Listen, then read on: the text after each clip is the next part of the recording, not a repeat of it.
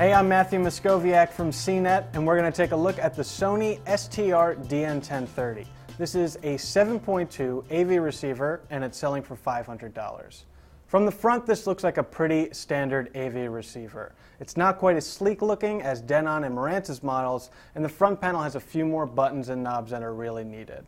The remote is also kind of a mess, with too many buttons, and many of those buttons have multiple functions activated by a shift key. It's all confusing and really unnecessary, especially compared to Denon's much simpler remote that gets the job done just as well. Flip around to the back and you'll see what makes the STR DN1030 really stand out.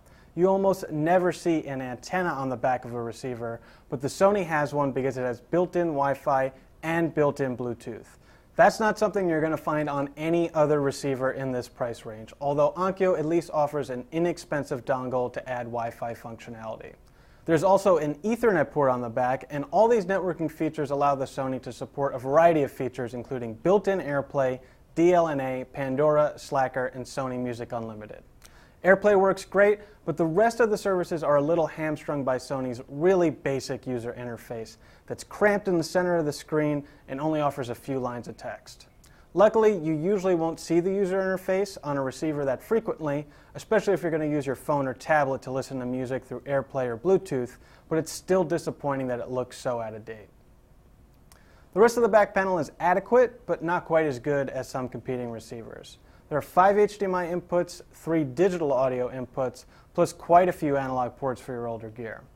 That should be enough to cover most home theaters, although you can get a lot more flexibility from Onkyo's TXNR616, which offers 8 HDMI inputs for just $410.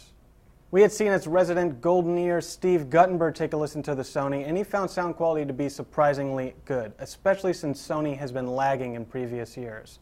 It sounded great with dynamic action scenes from movies and also really natural with music from both Blu-rays and CDs.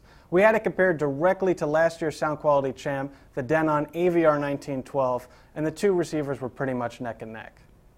So altogether, the Sony is really an excellent value at $500, especially since it's the only model with built-in Wi-Fi and Bluetooth.